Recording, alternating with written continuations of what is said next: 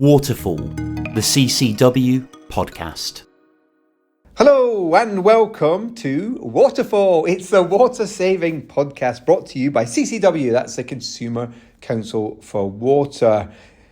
My name's Mike and I'm joined by producer Tom. Hello, Tom. Hi, Mike. It's just us two here. No Karen, no Kath. It's a lads episode. Well, I know. I feel like we've been abandoned by the others. Did you offend them in the last episode when I was away? Well, I seem to always put my foot in it, so hopefully they can find it in their water efficiency hearts to forgive me. Well, let's hope they come back. But this is Waterfall. This is the water saving podcast from CCW. We are all about saving water, saving money, protecting the environment, and combating climate change. We have a really, really good show lined up because we've got something unusual. We have got an author coming in to talk about a brand new book. So Tim Smedley, who is an environmental journalist and an author, is here to talk to us all about his new book called The Last Drop. And it's going to be fascinating stuff. And that's got some really good motivating stuff on why we should save water and all about the global water crisis, which is incredibly serious. So stay listening for Tim Smedley.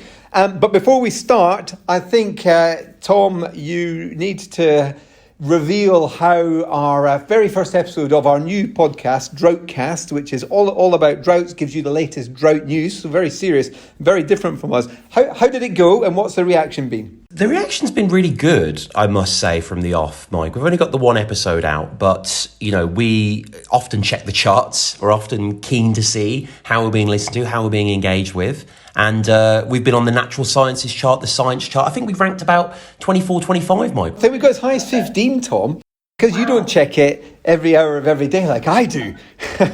So, we've had some great feedback as well, which is always really good to hear feedback. Mm-hmm. So, I think by the time this episode of Waterfall comes out, Droughtcast 2 will be out. Droughtcast 2 will be out, so we'll put the links down below as well. And I know, Waterfall aficionados have already gone there, but if you're not aware, it's called Droughtcast, and just search one word Droughtcast wherever you listen to podcasts. Google Podcasts are on there now, Spotify, iTunes. Yeah, you can find us there. And as Mike says, if you listen to this in real time, at least 2 episodes of Droughtcast will be out there now. So this is all the drought news in one place every 2 weeks, brought to you by CCW. So check out Droughtcast. Now, don't forget you can get in touch with us here at Waterfall. We do love hearing from you. We've got an email address. It's podcast@ccwater.org.uk, or you can find us on social media. You can see us on Instagram and you can see us on Twitter, and we're even on Threads. Wow. Brand new Threads. I didn't know we were on Threads. That's great. Tom, maybe you should start pulling your weight when it comes to taking your turn at...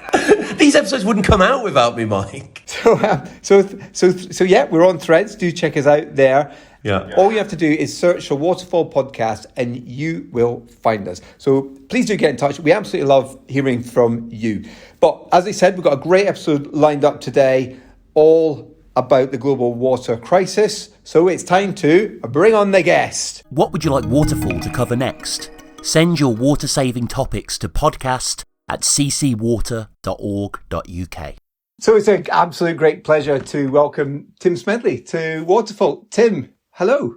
Hi, Mike. Yeah, lovely to be on the podcast. Lovely to get to speak to you. You are the first author that we've had on the Waterfall podcast, and we've had, I think this is episode 43. Honoured to be the first author, but also I'm happy to speak to you because I've done quite a lot of press for this. I've done book talks and literature festivals, but I haven't done anything like a podcast with a water expert. So we can get into much more detail than I normally get the chance to. So The Last Drop was published last month. I've noticed it's been getting 5-star reviews on a certain big online shop, so you must be pleased. How's the reaction been? Yeah, thank you. Yeah, the reviews are just coming in, both the user-based reviews and some media reviews. So got a review in the Saturday Times this weekend, and then in some more kind of niche press areas. And yeah, so far, anyone that's had the book has given good positive feedback. So yeah, it's been pretty positive so far. What made you write a book on water? I mean, in particular, the global water crisis. I mean, I'm really glad you did, because it was a great read. I'm just interested in what motivated you. Yeah, well, so I'd already written one book. So my background is an environmental journalist. I mean, slightly before that, I was more kind of a business journalist. But then my personal interest is more in the environment, and so I've managed to move my writing to that as well. And my first book was an exploration of air pollution, and again, kind of taking that was called Clearing the Air, that published in 2019, and that was a similar thing of taking this big, huge global environmental topic and trying to make it digestible and accessible for a mainstream, like a general readership. So there have been lots of air pollution books written by academics, or actually at that point exclusively by academics, and they were quite impenetrable and they were hard to understand. So I wanted to write this for a mainstream audience. And then around just after the book, around that time, I was also writing pieces for BBC Future. I still write for BBC Future, which is kind of BBC's science-based online magazine, like long-form articles. And I wrote a couple of pieces on the water crisis, both global and England's water crisis. And again, I kind of thought there's a book here. This is too big a topic to keep just doing these little articles. I mean, there were long form articles, but there's still nothing near a book. So again, I felt that there's this big impending problem that's probably not talked about enough, and that's water quality and water scarcity. And so that led me to working on this one. I really enjoyed in the book, particularly in the first half of the book, where you're going around the world, you're looking at places where severe water shortages exist. And I just think that the book really hits home just how big an issue we face, because you're going continent to continent, place to place, and you're personalizing a problem in a way that means you can't really escape from that crisis. And I just don't think I don't see how anyone could read the book and not be left with a real sort of, that a real feeling of just how serious it is.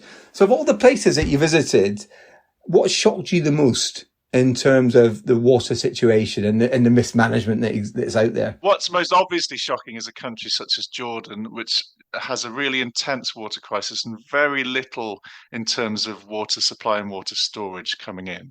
So Jordan's situation is really quite acute. And the drier the summers, each summer's getting drier. The groundwater is being used up. They're reliant on a fossil aquifer called the DC aquifer, which is shared between Saudi Arabia and Jordan. And that will run out. There's engineers know how much water's in the aquifer and have a rough timeline of how long they have left. And once that's gone, Jordan doesn't have much water supply left, basically. But then I also went to Ghana, and I saw people living in kind of quite extreme situations. I mean, plenty of parts of Ghana are very developed, and plenty of parts of Accra have really good water supply, but also plenty of parts aren't. And certainly in some rural areas or even semi-urban areas really don't have the water supply. It's actually getting the water to the people is the issue in Ghana. There's plenty of water. They've got the world's biggest reservoir in Lake Volta. But getting that water to people is the difficulty. But the actual answer to the question, though, where's the most shocking that I went to, was actually the Western United States. And that really surprised me. So obviously I'd read a lot about the issues. I've got Cadillac Desert on my shelf, this kind of amazing book from the 80s, which predicted, Mark Reisner, the author, predicted that this was going to happen in the 80s. And in the 80s, Lake Mead was full. So Lake Mead, the biggest reservoir in the United States, was full. In fact, they had to use the overflow spill gates. So he was probably seen as a bit of a nutter in the 80s. But now everything he predicted has completely come to pass. And Lake Mead is a third of the size it was, and it's plummeting by over 4 meters year on year on average, and it will run out. And 40 million people are reliant on the water of Lake Mead. And I'm saying it will run out as if I'm kind of, 2070 or something. It'll run out in this decade. Wow, yeah. I mean, that struck me as the most crazy place from from the water allocation point of view, but even from the solutions point of view, because there are people who are trying to sort it out, but then they're just getting threatened with litigation left, right and centre.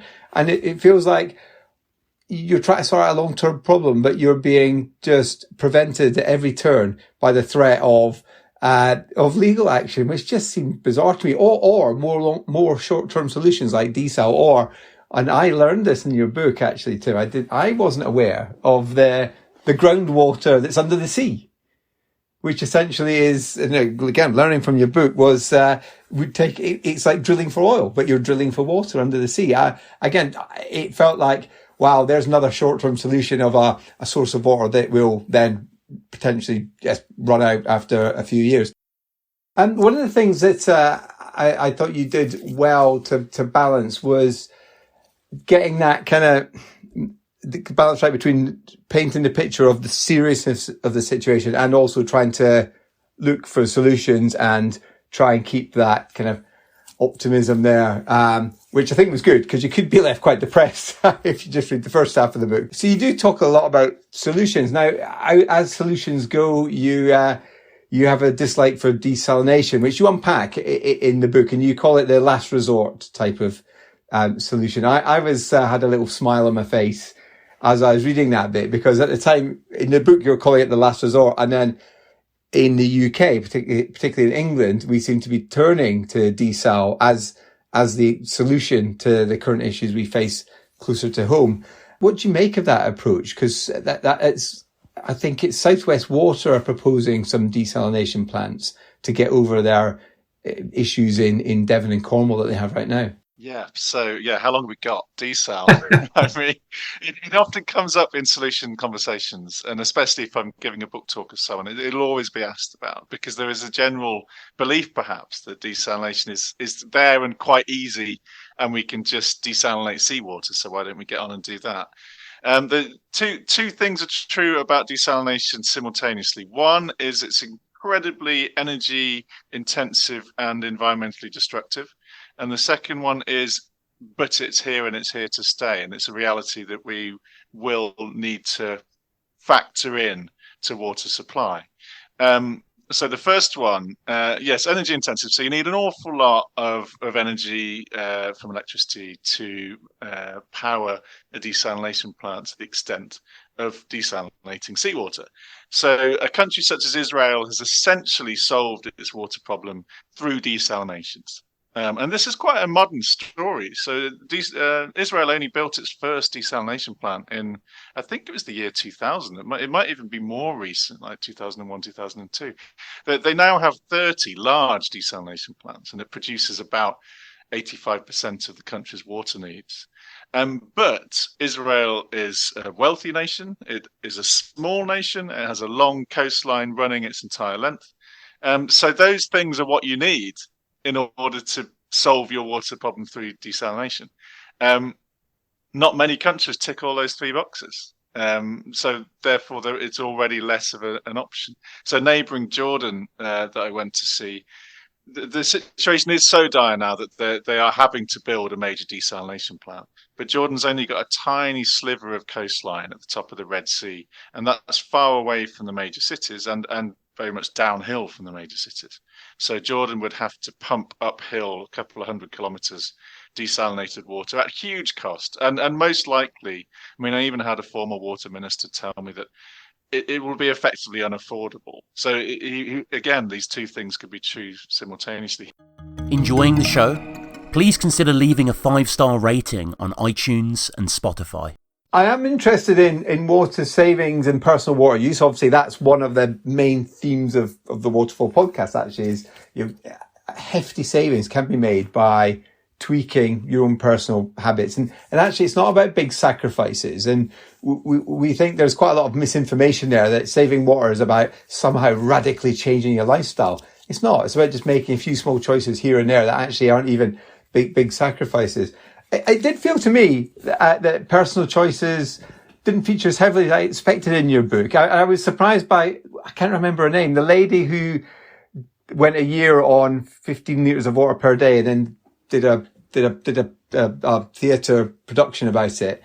I was surprised that she had done that for a year, and then actually her main point wasn't about personal water use. It was more about policy changes that need to take place. I found that a bit odd, actually. Yeah. Well, no, she's Chloe Whipple, and she's an amazing woman, and she's a performance artist. And when we talked, she was also working in a restaurant as a pizza chef. But yes, she did do this performance art piece she went for a year, living on 15 litres of water per day, with some hardships and some, she included toilet flushes, and she included when she went out, whenever she was out and about, she wasn't, factoring that as a separate use. So she admitted to kind of sharing flushes with people. So broaching that topic with friends, go, oh, I see you using the toilet. Can you not flush? And then I'll go up. Nothing wrong with that, Tim. Nothing wrong with that. No, I believe you're an advocate of peeing in the shower as well, Mike. I've heard that one before. Oh, yeah. I'm with you. The chances of my wife listening to this podcast are slim, but I will admit that peeing in the shower is an obvious one. Why not? You're saving multiple flushes. Well, that's right. And if you're having a cold shower, which is another thing we've been talking about on Waterfall, then you can warm it up a bit. Can we get Chloe Whipple to come on the podcast, you think? Oh, you should. Yes. No, I'll get you in touch with her. Yes. That would be awesome. Seriously, it would be good to get her on. But one of the things I just wanted to touch on was actually the humour in the book, because you've written what essentially is a very serious book. But I absolutely loved your little asides, your little quips, your footnotes. And I was curious about whether this was deliberate when you sat down to start writing your book, to go, okay, I've got a book that's pretty heavy here, so I'm going to do this deliberately to try and line it up. Or did it just flow, excuse the pun, as you wrote? I think it's a little bit of both. I think it's how I write. I like to put my personality in. I mean, it's kind of a personal journey as well as trying to write, a journalistic exploration. But yeah, there is an element of you got to.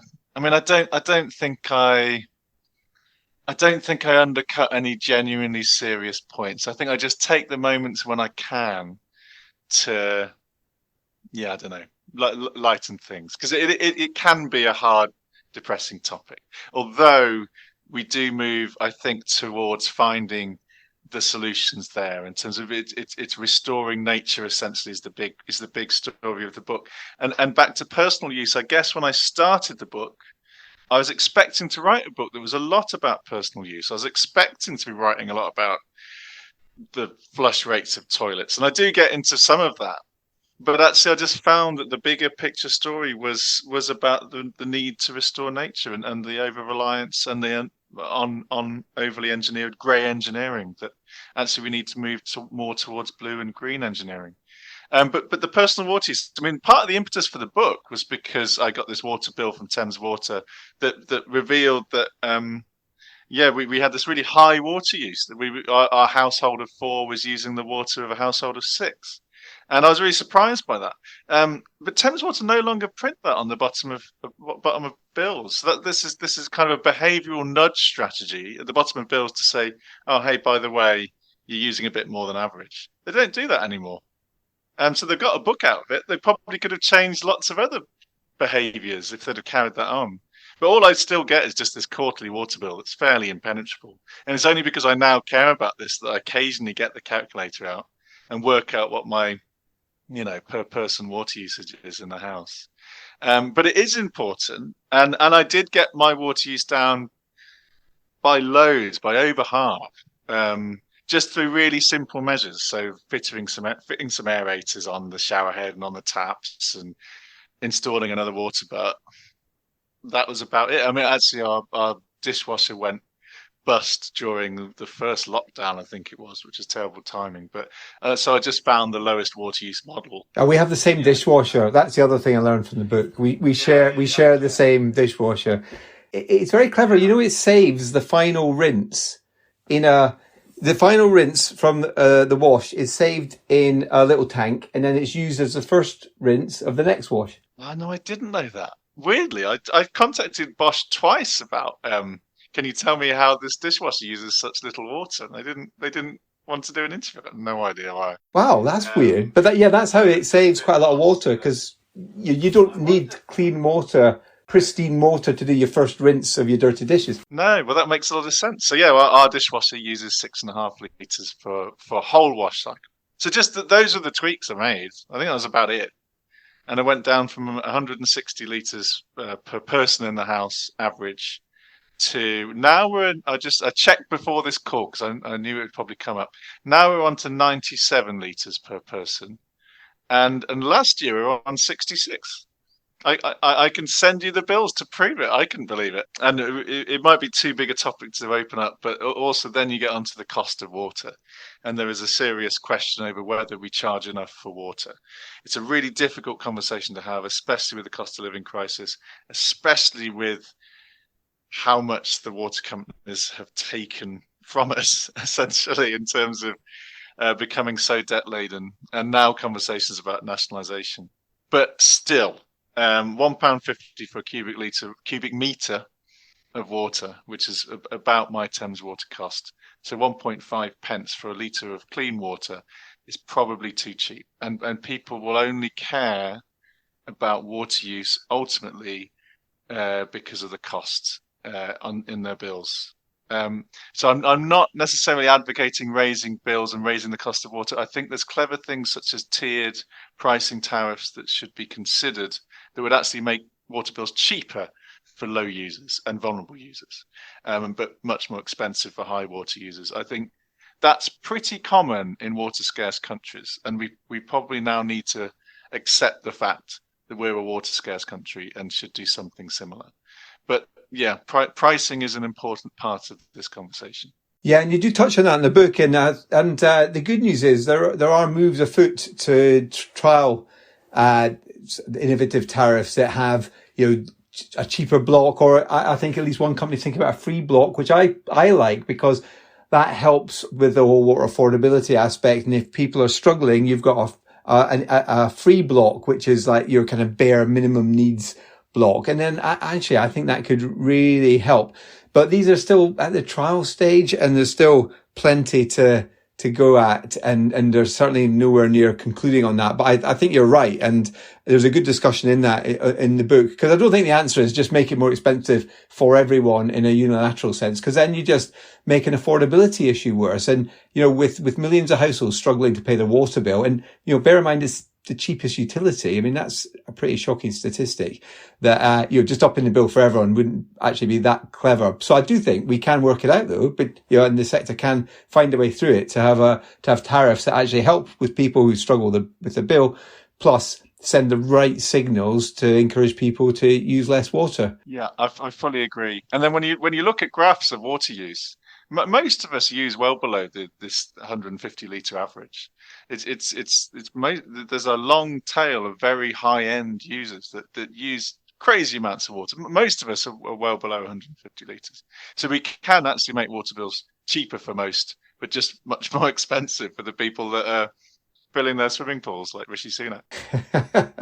Well, again, if you listen to past episodes, you might hear the hot tub tax being mentioned a few times, which I think has a lot of potential for sending those signals to people.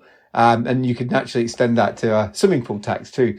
But I think that's if you're faced with a water constrained world, we've got to take steps to send those right signals. Now, Tim, you're the first guest to actually give their water use without having to be prompted. It's been like getting blood out of a stone from some people, and you'd be amazed that we've got people on Waterfall and they're water experts, but they don't know their own water use, which I think says something in itself. It does. That's a really interesting one. And yeah, sorry, I probably preempted your question. I was too it's excited absolutely to blurt fine. out that I got to 66 last year. I couldn't believe it. Well, that's pretty impressive. We have had someone under 50. Wow. Well, no, I can completely believe it. Tim, I'm very conscious we're running out of time here, but I've got a bone to pick with you, because you do mention another podcast more than once in your book, and it's not Waterfall. Can we ask in the second edition that you redact all references to rival podcasts? Thank you. It is an American podcast. Yeah, it's What About Water with Jay Familietti, and Jay's a wonderful guy and a real expert, and he was worked at NASA. He's involved in a lot of major, internationally important water papers. And so, yeah, I talked to Jay a lot. But in fairness, Mike, I don't think your podcast was running when I was researching. When did you start? No, it's not. We're almost at our birthday, actually. We're almost at our birthday. Okay. I would have been a regular listener. I will remain one now. Tim, it's been a pleasure speaking to you. Thank you so much for coming on to Waterfall. Thank you, Mike. Thank you for reading the book. Thanks for having me on. CCW can help you with your complaints. Visit our website to find out more, ccwater.org.uk. Great to hear from Tim Smedley there. I love it. He's so passionate about the topic. I mean, I would like to go down the pub, have a couple of cheeky beers, maybe a shandy, I don't want to go overboard, and just talk water with Tim Smedley. I mean, that would be awesome. No, I was witnessing the birth of a mighty bromance there, and it felt wrong to hit the recording off, to be honest. Well, to be fair, we could have talked for hours and hours. So yeah, fascinating stuff. Now, we do have a copy of Tim's book. We're going to give away to one lucky Waterfall listener. So all you have to do is just email us at the usual address. That's podcast@ccwater.org.uk. Email us and just email us your personal water use. And that is your entry into the draw. And we will pick out a lucky winner. And that lucky winner will receive a copy of Tim Smedley's book. So we will do that in 2 weeks' time. So why don't we just say we'll make that draw at the end of July. Sure. And then one of you will get Tim Smedley's book in the post. And all you have to do is give us your personal water use. Because we are very curious, by the way, about the personal water use. All our listeners. And we do get people emailing us, don't we, to tell us. Freudian slip there for Tim, yeah. But we do. Yeah. We do. I was talking, I'm just obsessed with Tim. Don't we, Tom? Tom. It's a Smedley medley over here, but yes, no, we do get a lot of people emailing, and it's a great prize. It's a great book, as you've just heard. Tim, very intelligent, very eloquent, and that translates into the book as well, Mike, because you read it from cover to cover, and you were very keen when you were speaking about it, actually. Absolutely, loved the book. I think, Tom, you've now accidentally found the name for our new compilation of Best of the Guests that we'll be putting out in August. The Smedley Medley. Smedley Medley. That is the name. That is the name of the Best of the Guests episode. That's awesome. But look, we're running out of time. It's been a fun episode of Waterfall. I hope you enjoyed it. Don't forget to check out our back catalogue. I mean, this is episode 43. Load of great stuff in the back catalogue. Please check us out, and don't forget to subscribe to Waterfall so you'll never miss an episode. So, man, that's all. That's it from me. Bye from me, Mike. And bye from me, producer Tom.